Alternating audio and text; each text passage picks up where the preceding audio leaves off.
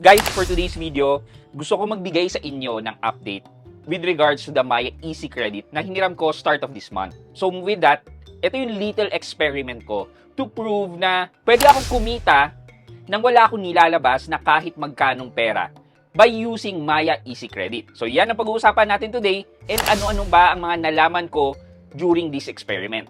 Samahan niyo ako, pag-usapan natin yan for our Christmas episode number 22. Sit back and let's discuss. Coming right up.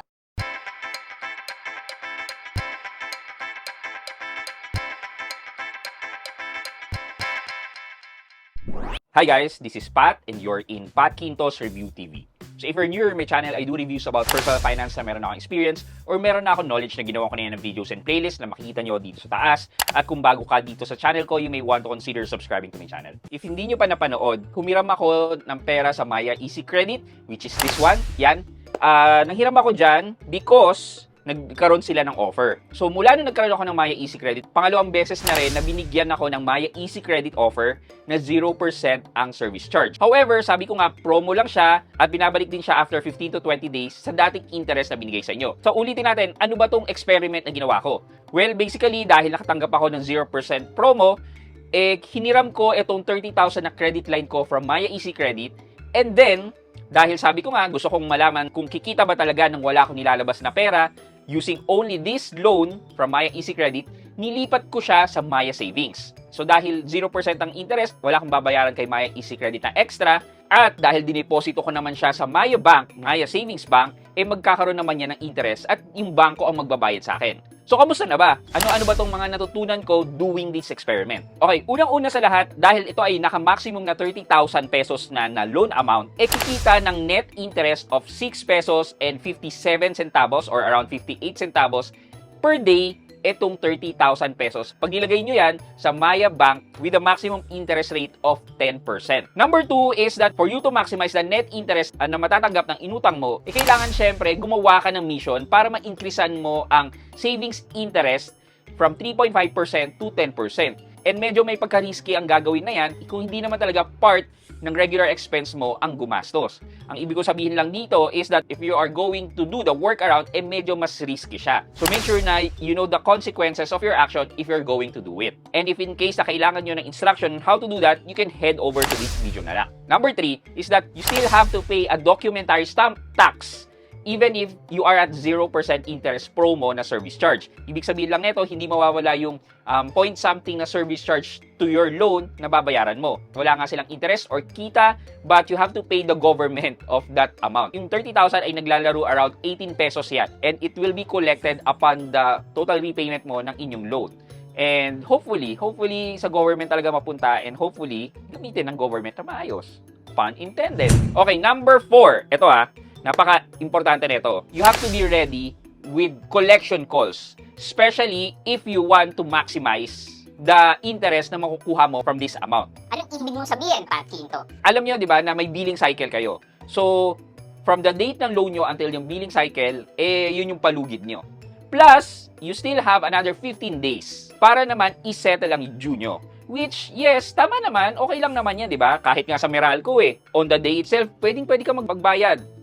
Kinabukasan, pwede ka rin magbayad ng walang penalty. However, hindi ganon itong si Maya Easy Credit. 10 days before your due date, magsisimula na po ang collection calls. Or not necessarily collection calls, but reminder calls. Reminder text, reminder email, etc., etc., etc., etc. Reminder. So, tawag nila dyan ay reminder notification. Well, kung titingnan naman natin, okay naman sana yung pa-text once in a while, di ba? Every other day. Pero, I don't know, what I experienced from Maya Easy Credit, that's why tinigil ko ang paggamit sa kanya or hindi ko tinuloy-tuloy ang paggamit sa kanya, is that 7 days before my due date, paulit-ulit na silang tumatawag.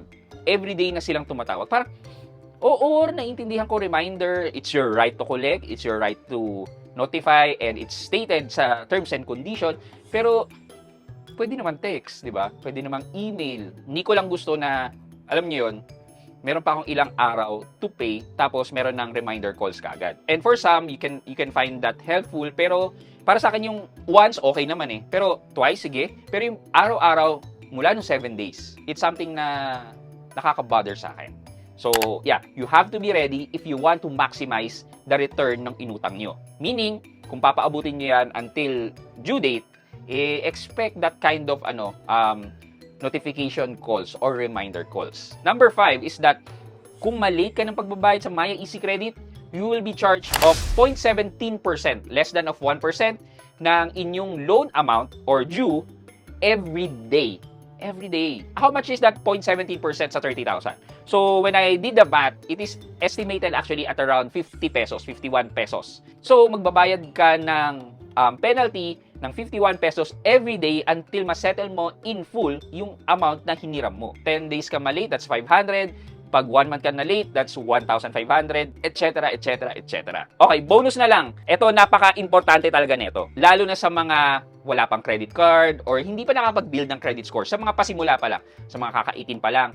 When you created a Maya e-wallet account, there's a high chance na ma-approve ka kagad for a 1,000 Maya Easy Credit. Having a Maya Easy Credit, this is help actually ni Maya Bank. It could make or break your credit score. At ibig mo sabihin dito, oo, nagre-report naman talaga sila sa CIC. Yes, nagre-report sila sa CIC. However, did you know that nagre-report din sila sa TransUnion even if wala kang credit card and what you only have is a Maya Easy Credit? Yes, nagre-report po sila ng hiniram natin sa Maya Easy Credit sa TransUnion. So, positively, this is a good way to jumpstart your TransUnion credit score. And kapag inalagaan nyo ang Maya Easy Credit nyo, will in turn papagandahin yan ang credit score nyo sa TransUnion especially, and then other banks will be able to see na meron ka na palang na-build na credit score, and then they can use that information to decide on whatever loan products na in-applyan nyo with other banks. So sabi ko, malaking tulong talaga to, lalo na sa mga nagsisimula pa lang i-build ang kanilang credit score.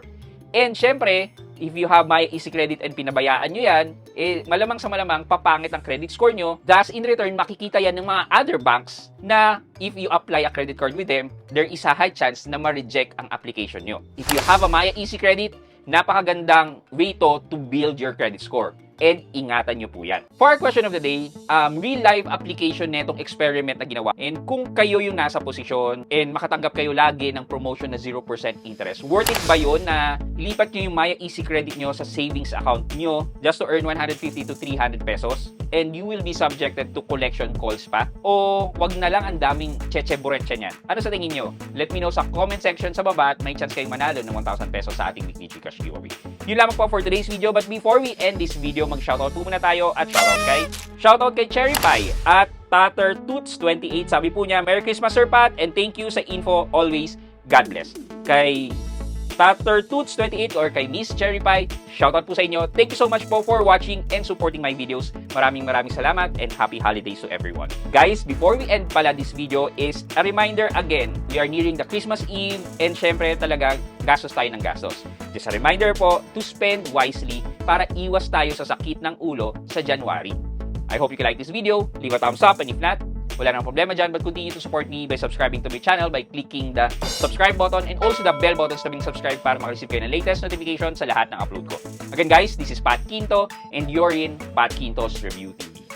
Bye-bye!